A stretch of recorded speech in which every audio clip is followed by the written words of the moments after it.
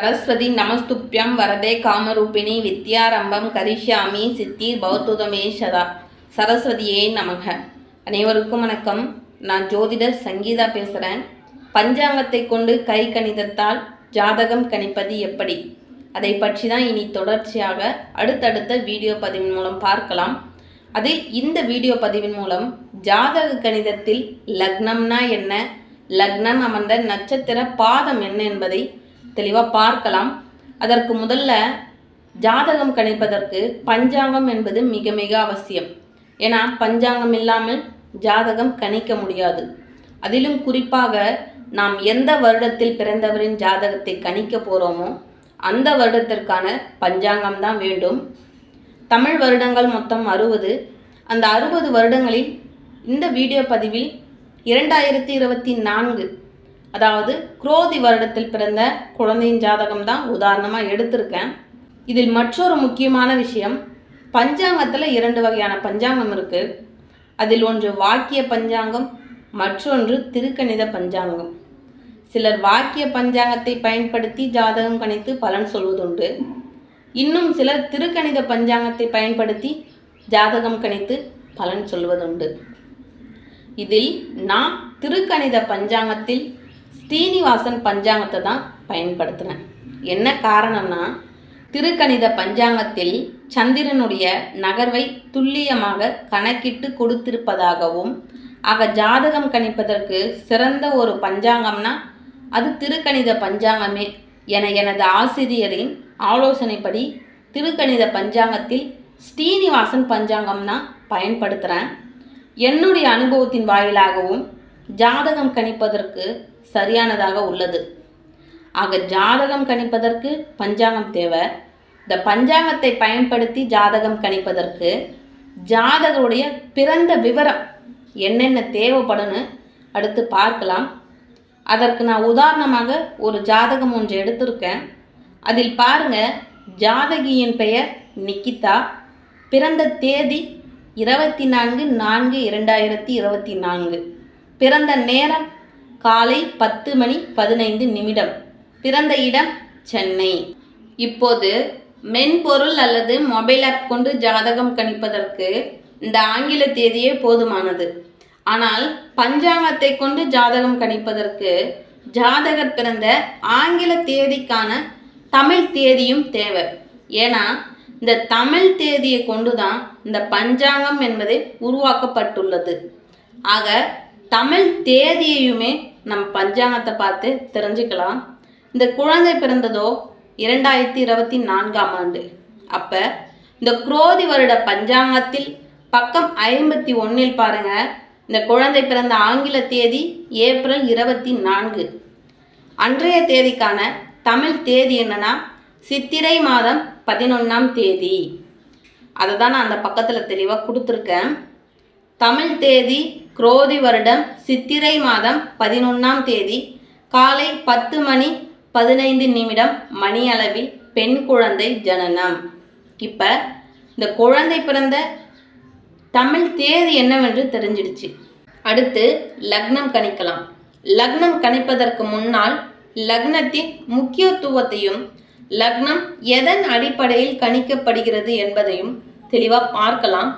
அப்போதான் லக்னம் கணிக்கும் போது அந்த லக்ன கணிதத்தில் எந்த ஒரு சந்தேகமும் வராது.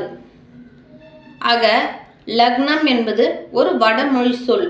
அதற்கான பொருள் என்னன்னா, லக்னம் என்றால் மங்களகரமான தருணம் என்பது பொருள். ஏன்னா இந்த குழந்தை பிறப்பென்பது ஒரு சுப நிகழ்வுன்னு சொல்லலாம், மகிழ்ச்சியான தருணம்னே சொல்லலாம். அதை கருத்தில் கொண்டே குழந்தை பிறந்த அந்த நேரத்தை தான் லக்னம் என்று அழைக்கப்படுகிறது. மேலும் ஜாதக கணிதத்தில் மிக முக்கியமானது லக்ன கணிதமே. ஜாதகர் பிறந்த நேரத்தை கொண்டு லக்னத்தை அறிந்து கொண்டால் ஜாதகரின் பிறப்பிற்கான பலனை நம்மால் அறிந்து கொள்ள முடியும். லக்னத்தை கணித்தால் போதும், அந்த லக்ன பாவத்தை கொண்டே மற்ற 11 பாவங்களையும் எளிமையாக அறிந்து கொள்ள முடியும். ஆக லக்னத்தை கொண்டே ஜாதகரின் தோற்றம், குணம், சிந்தனை, செயல், பிறப்பு, உயிர், ஒழுக்கம், ஆரோக்கியம் இவை அனைத்திற்கான பலனையும் இந்த லக்ன கொடுப்பனையை கொண்டே நம்மால் பலன் சொல்ல முடியும். எனவே லக்னத்தின் முக்கியத்துவம் பற்றி பார்த்தாச்சு. அடுத்து லக்னம் எதன் அடிப்படையில் கணிக்கப்படுகிறது? லக்னம் சூரியனை அடிப்படையாக கொண்டுதான் கணக்கிடப்படுகிறது. இதுவே துல்லியமான கணிதம். ஆக சூரிய உதயத்தை அடிப்படையாக கொண்டுதான் பஞ்சாங்கத்தில் திதி, வாரம், நட்சத்திரம், யோகம், கரணம் இவை மட்டுமல்லாமல் தினசரி லக்னம் மற்றும் கிரகங்களின் நகர்வையும் சூரிய உதயத்தை அடிப்படையாக கொண்டுதான் நாழிகை மணி நேரத்தில் கொடுத்துருப்பாங்க.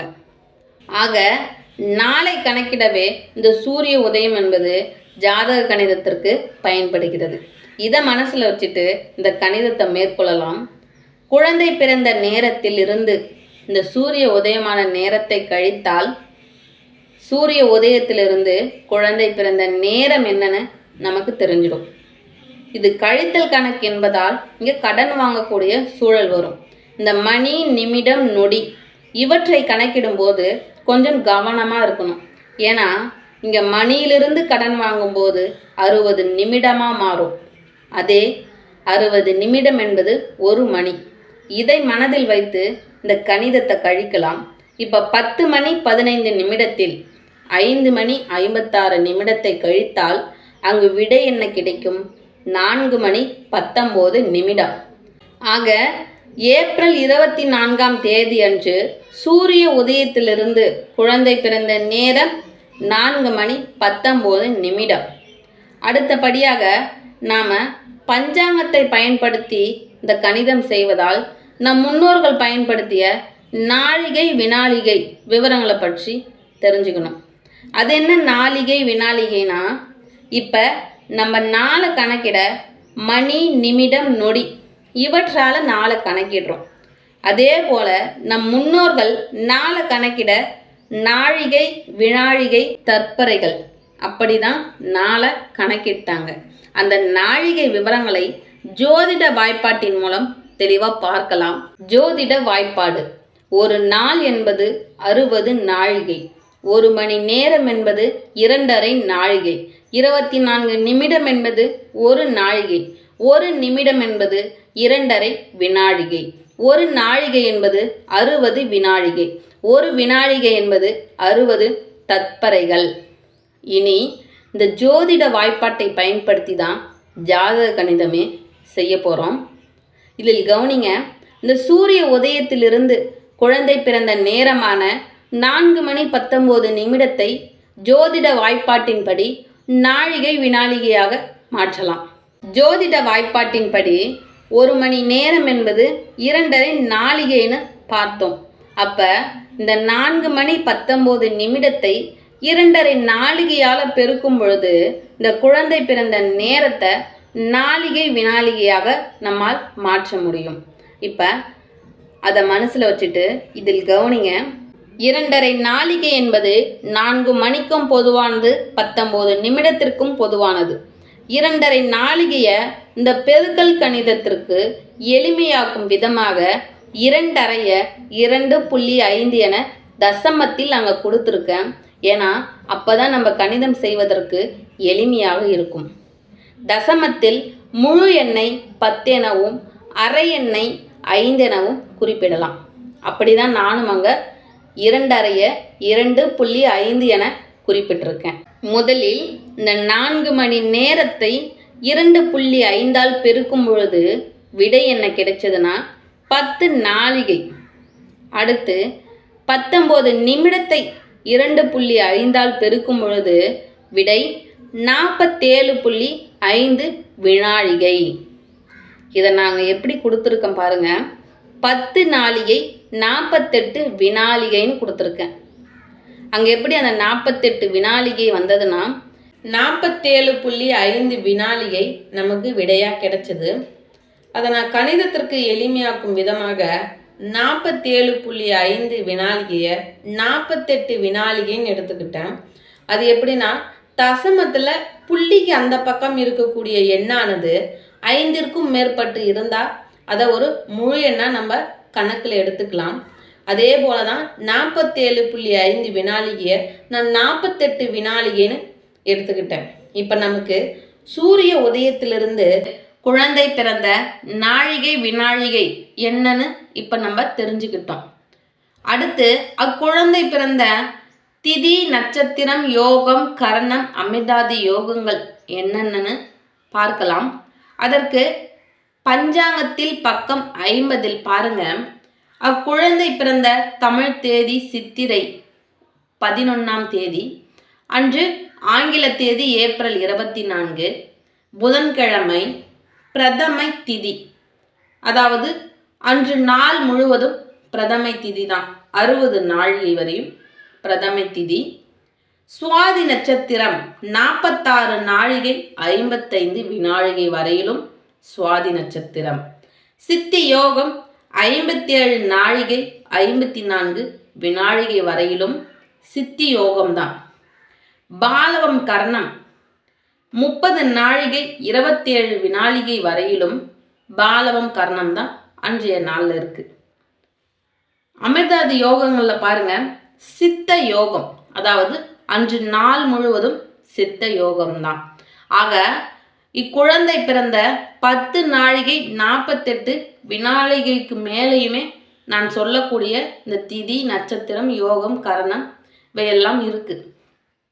ஆக அங்க இருக்கக்கூடிய திதி நட்சத்திரங்களை அப்படியே நம்ம எடுத்துக்கலாம். இக்குழந்தை பிறந்த திதி பிரதமை, நட்சத்திரம் சுவாதி, யோகம் சித்தி, கரணம் பாலவம், அமிர்தாதி யோகங்கள் சித்த யோகம். அக்குழந்தை பிறந்த திதி நட்சத்திரம் யோகம் கரணம் அமிர்தாதி யோகங்கள் என்னென்னு தெரிஞ்சுக்கிட்டோம். அடுத்து லக்னம் என்னன்னு பார்க்கலாம். இப்ப லக்னம் சூரியனுடைய நகர்வை வைத்து தான் கணிக்கப்படுகிறதுன்னு ஏற்கனவே சொல்லியிருந்தேன். ஆனா அந்த சூரியனுடைய நகர்வை எப்படி கண்டுபிடிப்பது, நம் முன்னோர்கள் எப்படி கண்டுபிடிச்சாங்க, அதை பற்றி தெளிவா பார்க்கலாம். இப்ப அறிவியல் ரீதியாக பார்க்கும்போது சூரியனை தான் பூமி சுற்றி வருகிறது. ஆனால் நம் முன்னோர்கள் நாம் இருக்கக்கூடிய இந்த பூமியை மையமாக கருதி சூரியன் தான் பூமியை சுற்றி வருவதாக ஜோதிடத்தில் பூமியை ராசி சக்கரமாக அமைத்து ராசி சக்கரத்தை சூரியன் சுற்றி வருவதாக கணக்கிட்டனர். இப்ப அதை கருத்தில் கொண்டு கவனிங்க. சூரியன் ஒரு மாதத்திற்கு ஒரு ராசியையும் ஒரு வருடத்திற்கு 12 ராசியையும் சுற்றி வருவதாக கணக்கிட்டனர். அதாவது சித்திரை மாதத்தில் மேஷ ராசியிலும், வைகாசி மாதத்தில் ரிஷப ராசியிலும், ஆனி மாதத்தில் மிதுன ராசியிலும், ஆடி மாதத்தில் கடக ராசியிலும், ஆவணி மாதத்தில் சிம்ம ராசியிலும், பூரட்டாதி மாதத்தில் கன்னி ராசியிலும், ஐப்பசி மாதத்தில் துலாம் ராசியிலும், கார்த்திகை மாதத்தில் விருச்சகம் ராசியிலும், மார்கழி மாதத்தில் தனுசு ராசியிலும், தை மாதத்தில் மகர ராசியிலும், மாசி மாதத்தில் கும்ப ராசியிலும், பங்குனி மாதத்தில் மீன ராசியிலும் சூரியன் இருக்கும். அடுத்து இந்த சூரியன் உதயமான ராசியிலிருந்து லக்னம் 2 மணி நேரத்திற்கு ஒரு ராசியையும் 24 மணி நேரத்திற்கு 12 ராசியையும் சுற்றி வரும். இப்ப நம்ம உதாரணமா எடுத்திருக்க குழந்தை பிறந்தது சித்திரை மாதம். அப்ப சித்திரை மாதத்தில் மேச ராசியில் சூரியன் உதயமாகும். இந்த சூரியன் உதயமான முதல் 2 மணி நேரம் மேச ராசியில் லக்னம் இருக்கும். அடுத்த 2 மணி நேரம் ரிஷப ராசியில் இருக்கும். அடுத்த 2 மணி நேரம் மிதுன ராசியிலும். இப்படி ஒரு நாள் முழுவதும் 12 ராசியையும் லக்னம் சுற்றி வரும். இப்ப சூரியனுடைய நகர்வு காலம் ஒரு ராசியை கடக்க ஒரு மாதமும் 12 ராசியை கடக்க ஒரு வருடமும் எடுத்துக்கொள்ளும். லக்னம் ஒரு ராசியை கடக்க 2 மணி நேரமும் 12 ராசியை கடக்க 24 மணி நேரமும், அதாவது ஒரு நாள் முழுவதும் எடுக்கும். இப்ப சூரியன் மற்றும் லக்னம் இவை இரண்டிற்கான நகர்வு காலம் என்னன்னு நம்ம தெரிஞ்சுக்கிட்டோம். இன்னும் அதை துல்லியமாக கணக்கிட ராசிமானத்தை பயன்படுத்தலாம். இந்த ராசிமானம் என்பது வானில் கிரகத்தின் நிலையை கணக்கிடுதல், அதாவது கிரக நிலையை கணிக்கும் முறைன்னு சொல்லலாம். இந்த ராசிமானம் என்பது பஞ்சாங்கத்தில் பக்கம் 85 பாருங்க. அங்க ஒவ்வொரு ஊருக்கான ராசிமானத்தையும் அங்க கொடுத்துருக்காங்க. அதில் இக்குழந்தை பிறந்தது சென்னை. அந்த சென்னைக்குண்டான அச்சாம்சம் என்னன்னா 13 டிகிரி. இப்போ அந்த 12 ராசியையும் அங்கே இருக்கக்கூடிய அந்த 13 டிகிரிக்குரிய அச்சாம்சத்தையும் தான் இப்போ நான் அந்த பக்கத்தில் கொடுத்துருக்கேன். இப்போ இந்த ராசிமானத்தை வைத்து தான் சூரியனுடைய நகர்வை அறிந்து லக்னம் கணிக்க போகிறோம். ராசிமானம்னா என்ன? சூரியனுடைய நகர்வை அறியவும் லக்னம் கணிக்கவும் பயன்படும். லக்னம் ஒரு ராசியை கடக்க 2 மணி நேரம் எடுத்துக்கொள்ளும் என்பதை ஏற்கனவே பார்த்தோம்.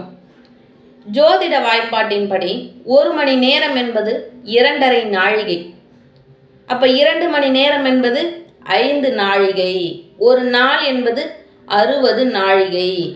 சூரியனுடைய நகர்வை பொறுத்து இந்த லக்னம் ஒரு ராசியை கடக்க எடுத்துக்கொள்ளும் நாழிகை வினாழிகை விவரங்களை தான் இந்த ராசிமானத்தில், அதாவது ஒரு நாளைக்கு 60 நாழிகை, அந்த 60 நாழிகையையும் சூரியனுடைய நகர்வை பொறுத்து ஒரு ராசியை கடக்க லக்னம் எடுத்துக்கொள்ளும் நாழிகை வினாழிகை விவரங்களை இங்கே துல்லியமாக கொடுத்துருக்காங்க. ஆக இந்த ராசிமானத்தை பயன்படுத்தி தான் நம்ம இப்போ லக்னமே கணிக்க போகிறோம். ராசிமானம்னா என்ன? சூரியனுடைய நகர்வை அறியவும் லக்னம் கணிக்கவும் பயன்படும். அடுத்து சூரியன் ஒரு ராசியை கடக்க ஒரு மாதம் எடுத்துக்கொள்ளும் என்பது நமக்கு ஏற்கனவே தெரியும். இக்குழந்தை பிறந்ததோ சித்திரை மாதம் 11ஆம் தேதி. ஆக மேச ராசியில் 11 நாட்கள் சூரியன் கடந்து வந்த நாழிகை வினாழிகை போக மீதமுள்ள நாழிகை வினாழிகை இப்போ கண்டுபிடிக்கணும். அது எப்படி தெரிஞ்சுக்கலாம்னா, பஞ்சாங்கத்தில் பக்கம் 51 பாருங்க, ராசி இருப்புன்னு அங்கே கொடுத்துருப்பாங்க. அதாவது சூரியன் இந்த மேச ராசியில் கடந்து வந்த நாழிகை வினாழிகை விவரங்களை அங்கே தெளிவாக கொடுத்துருக்காங்க. அதில் சித்திரை மாதம் 11ஆம் தேதி வரையிலும் சூரியன் மேச ராசியில் கடந்து வந்த நாழிகை வினாழிகை போக மீதமுள்ளது 3 நாழிகை 1 வினாழிகை. அதை தான் அங்கே ராசி இருப்புன்னு கொடுத்துருக்காங்க. அதாவது மேச ராசியின் இருப்பு 3 நாழிகை 1 வினாழிகை. ஆக மேசராசி இருப்பு என்பது 3 நாழிகை 1 வினாழிகை. ஆனால் குழந்தை பிறந்த நாழிகை நேரம் என்பது 10 நாழிகை 48 வினாழிகை. எனவே மேசராசியின் இருப்பான 3 நாழிகை 1 வினாழிகையோடு ரிஷபராசியின் 5 நாழிகை 4 வினாழிகையை கூட்டும்போது விடை என்ன கிடைக்கும்னா 8 நாழிகை 5 வினாழிகை கிடைக்கும். ஆனால் குழந்தை பிறந்தது 10 நாழிகை 48 வினாழிகை. அதனால் லக்னம் ரிஷபராசியும் கிடையாது. அதற்கடுத்து மிதுன ராசியின் 5 நாழிகை 27 வினாழிகையை மேசராசியின் இருப்பான 3 நாழிகை 1 வினாழிகையோடு ரிஷபராசியின் 5 நாழிகை 4 வினாழிகையோடு மிதுன ராசியின் 5 நாழிகை 27 வினாழிகையோடு கூட்டும் பொழுது விடை 13 நாழிகை 32 வினாழிகை கிடைக்கும். குழந்தை பிறந்ததோ 10 நாழிகை 48 வினாழிகை. எனவே குழந்தை பிறந்தது மிதுன லக்னம். இப்போ லக்னம் மிதுன லக்னம் தான், அதை தெளிவாக கண்டுபிடிச்சிட்டோம். அடுத்து இந்த லக்னம் அமர்ந்த நட்சத்திர பாதம் என்ன, அதை எப்படி கண்டுபிடிப்பது?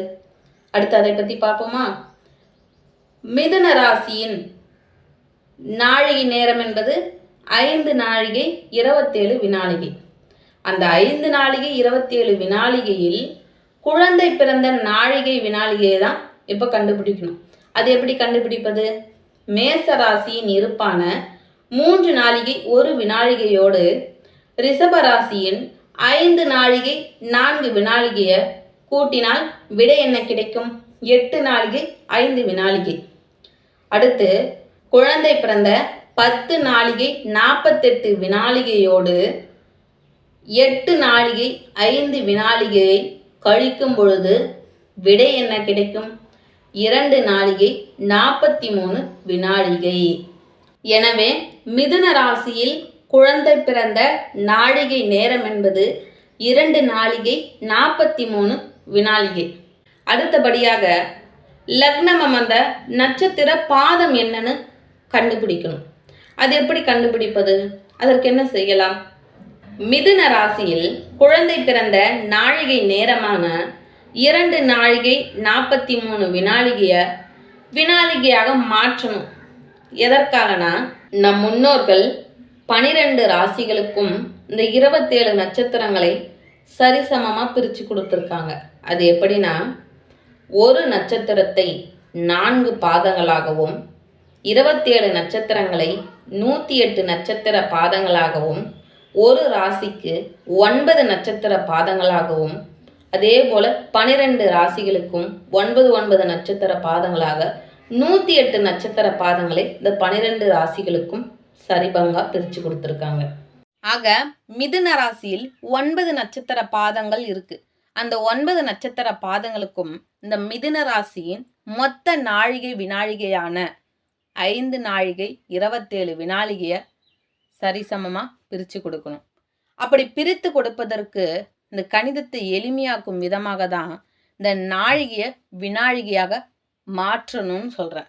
மிதுன ராசியில் இக்குழந்தை பிறந்த நாழிகை நேரமான 2 நாழிகை 43 வினாழிகையாக மாற்றணும்.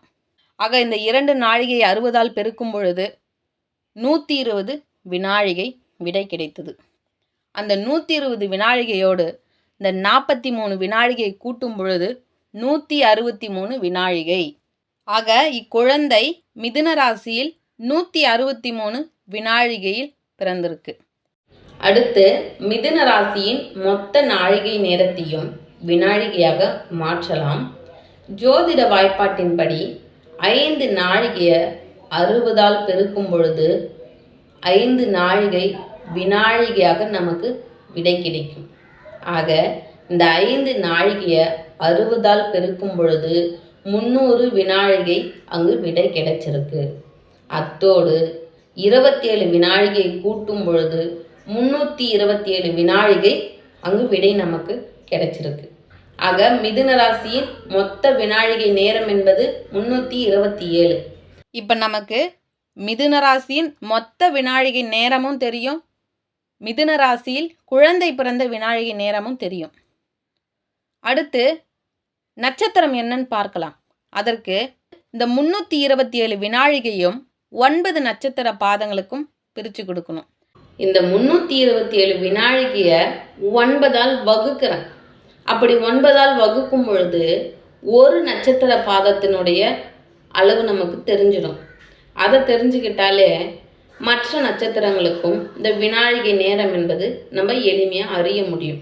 ஆக இந்த 327 வினாழிகையை 9ஆல் வகுக்கும் பொழுது கிடைத்த விடை என்னன்னா 36.33 வினாழிகை. ஆக ஒரு நட்சத்திர பாதத்தினுடைய அளவு என்பது 36.33 வினாழிகை. அதை தான் நம்ம கண்டுபிடிச்சோம். நான் அதை கருத்தில் கொண்டு இந்த மிதுன ராசியில் உள்ள 9 நட்சத்திர பாதங்களுக்கும் இந்த வினாழிகை நேரத்தை கணக்கிட்டு அதை தான் அந்த பக்கத்தில் கொடுத்துருக்கேன். அதில் கவனிங்க, மிதுன ராசியில் முதல் நட்சத்திர பாதம் என்பது மிருகசீரிட நட்சத்திரம் 3ஆம் பாதம் 36.33 வினாழிகையில் அமர்ந்திருக்கு. அதைத் தொடர்ந்து 36.33 வினாழிகையில் இருந்து 72.66 வினாழிகை வரையிலும் மிருகசீரிடம் நட்சத்திரம் 4ஆம் பாதம் அமர்ந்திருக்கு. 72.66 வினாழிகையிலிருந்து 108.99 வினாழிகை வரையிலும் திருவாதிரை நட்சத்திரம் 1ஆம் பாதம் அமர்ந்திருக்கு. 108.99 வினாழிகையில் இருந்து 145.32 வினாழிகை வரையிலும் திருவாதிரை நட்சத்திரம் 2ஆம் பாதம் அமர்ந்திருக்கு. 145.32 வினாழிகையில் இருந்து 181.65 வினாழிகை வரையிலும் திருவாதிரை நட்சத்திரம் 3ஆம் பாதம் அமர்ந்திருக்கு. 181.65 வினாழிகையில் இருந்து 217.98 வினாழிகை வரையிலும் திருவாதிரை நட்சத்திரம் 4ஆம் பாதம் அமர்ந்திருக்கு. 217.98 வினாழிகையில் இருந்து 254.31 வினாழிகை வரையிலும் புனர்பூசம் நட்சத்திரம் 1ஆம் பாதம் அமர்ந்திருக்கு. 254.31 வினாழிகையிலிருந்து 290.64 வினாழிகை வரையிலும் புனர்பூசம் நட்சத்திரம் 2ஆம் பாதம் அமர்ந்திருக்கு. 290.64 வினாழிகையிலிருந்து 327 வினாழிகை வரையிலும் புனர்பூசம் நட்சத்திரம் 3ஆம் பாதம் அமர்ந்திருக்கு. இப்போ இந்த 9 நட்சத்திர பாதங்களுக்கும் அமர்ந்த வினாழிகை நேரம் என்னன்னு நம்ம கணிச்சிட்டோம். அதில் குழந்தை பிறந்த வினாழிகை நேரம் என்பது 163 வினாழிகை. ஆக இந்த 163 வினாழிகையில் அமர்ந்த நட்சத்திர பாதம் என்னன்னா திருவாதிரை நட்சத்திரம் 3ஆம் பாதம். அதில் கவனிங்க, 145.32 வினாழிகையிலிருந்து 181.65 வினாழிகை வரையிலும் திருவாதிரை நட்சத்திரம் 3ஆம் பாதம் அமர்ந்திருக்கு. ஆக மிதுன ராசியில் லக்னம் அமர்ந்த நட்சத்திர பாதம் என்பது திருவாதிரை நட்சத்திரம் 3ஆம் பாதம். இந்த வீடியோ பதிவின் மூலம் பஞ்சாங்கத்தை கொண்டு கை கணிதத்தால் ஜாதக கணிதத்தில் லக்னம் மற்றும் லக்னம் அமர்ந்த நட்சத்திர பாதம் என்ன என்பதை எப்படி கணிக்கலாம்னு ஒரு உதாரண ஜாதகத்தை கொண்டு என்னால் முடிந்தவரை விளக்கம் கொடுத்துருக்கேன். இதை தொடர்ந்து இதே உதாரண ஜாதகத்தை பயன்படுத்தி ஜென்ம ராசி ஜென்ம நட்சத்திரம் எப்படி கண்டுபிடிப்பது என்பதை அடுத்த வீடியோ பதிவின் மூலம் பதிவு செய்ய இருக்கிறேன். நான் பதிவு செய்யும் வீடியோ தகவலை உடனுக்குடன் பெற விருப்பப்படும் நண்பர்கள் கலைமகள் ஜோதிடம் என்ற யூடியூப் சேனலை சப்ஸ்கிரைப் செய்து தங்களை போன்ற ஜோதிட ஆர்வலர்களுக்கு ஷேர் செய்து தங்களுடைய மேலான கருத்துக்களை பதிவு செய்யவும், மேலும் கலைமகள் ஜோதிடம் என்ற யூடியூப் சேனல் வளர்ச்சி பெற தங்களின் பேராதரவை தருமாறு அன்போடு கேட்டுக்கொள்கிறேன். மீண்டும் அடுத்த வீடியோ பதிவின் மூலம் உங்களை சந்திக்கிறேன். நன்றி.